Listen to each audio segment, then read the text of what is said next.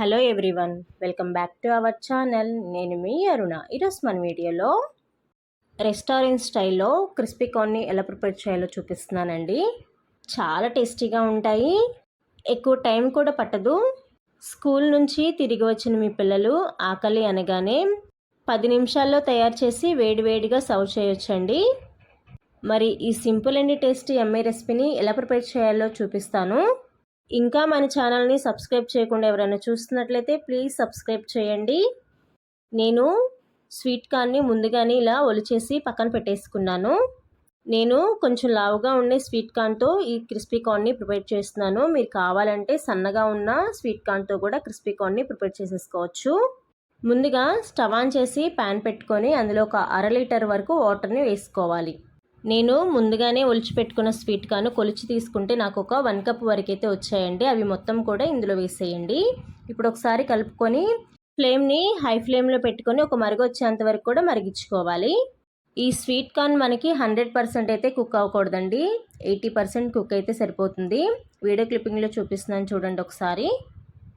Sweet కార్న్ని ఇలా నొక్కి కనుక చూసినట్లయితే మరి మెత్తగా అయితే ఉండకూడదండి, ఇలా రెండుగా అవ్వాలి. ఇలా అయితే కనుక పర్ఫెక్ట్గా అయితే కుక్ అయినట్లు. ఇప్పుడు స్టవ్ ఆఫ్ చేసేసుకొని ఒక స్ట్రైనర్ని పెట్టుకొని మనం బాయిల్ చేసిన స్వీట్ కార్న్ మొత్తాన్ని కూడా ఇందులో వేసుకోవాలి.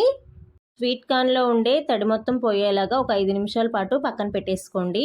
మీకు కావాలంటే పొడి క్లాత్ మీద ఆరబెట్టినట్లు కనుక చేసినట్లయితే తడి మొత్తం కూడా ఇంకిపోతుంది. ఇలా వాటర్ మొత్తం ఇంకిపోయిన తర్వాత వేరొక మిక్సింగ్ బౌల్ తీసుకొని ఈ స్వీట్ కార్న్ మొత్తాన్ని కూడా ఇందులో వేసుకోవాలి. ఇప్పుడు ఇందులో మీ టేస్ట్కి తగ్గట్టు సాల్ట్ని అడ్జస్ట్ చేసుకోండి. నేను ఇక్కడ ఒక 1/2 స్పూన్ వరకు సాల్ట్ని, 1/2 స్పూన్ వరకు మిరియాల పౌడర్ని, ఒక 4 స్పూన్ల వరకు కార్న్ఫ్లోర్ని వేసుకోవాలి. నేను కార్న్ఫ్లోర్ని స్పూన్తో కొలుచుకొని ఈ బౌల్లో వేసుకున్నానండి.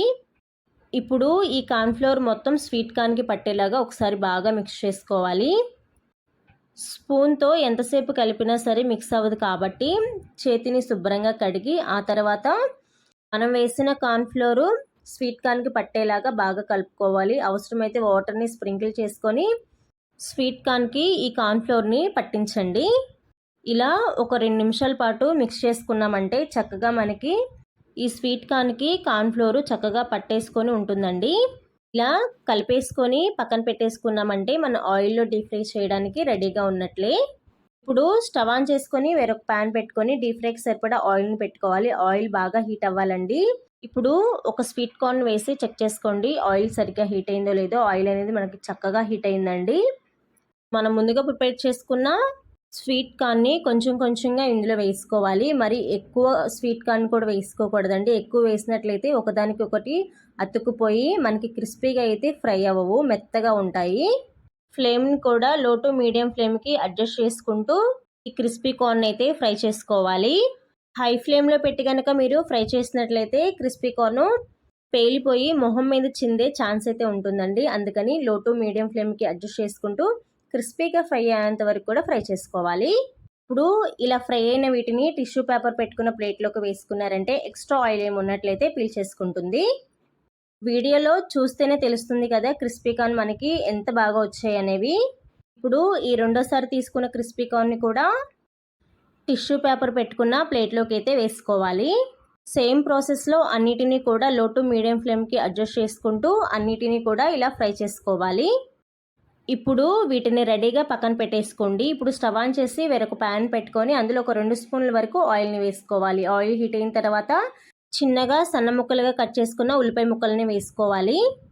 ఉల్లిపాయ ముక్కల్ని ఎక్కువగా ఫ్రై చేయకుండా ఒక 1/2 నిమిషం పాటు ఫ్రై చేసుకుంటే సరిపోతుంది. ఇందులో ఒక 2 రెమ్మల కరివేపాకును తీసుకొని నీట్గా కడిగి ఇందులో వేసుకోవాలి. ఇప్పుడు ఇందులో మనకు కావాల్సిన స్పైసెస్ని యాడ్ చేద్దాము. 1/2 స్పూన్ కారాన్ని, 1/2 స్పూన్ మిరియాల పొడిని, 1/2 స్పూన్ జీలకర్ర పొడిని, 1/2 స్పూన్ ధనియాల పొడిని, 1/2 స్పూన్ గరం మసాలాని, వీటన్నిటినీ కూడా వేసుకున్న తర్వాత ఫ్లేమ్ని లో ఫ్లేమ్కి అడ్జస్ట్ చేసుకొని ఒక 1/2 నిమిషం పాటు ఫ్రై చేసుకోవాలి.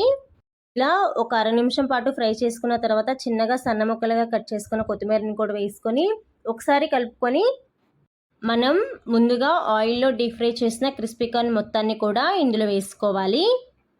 ఇప్పుడు ఫ్లేమ్ని హై ఫ్లేమ్లో పెట్టుకొని మనం వేసుకున్న మసాలాలు మొత్తం క్రిస్పీ కార్న్కి పట్టేలాగా ఒకసారి బాగా కలుపుకోవాలి.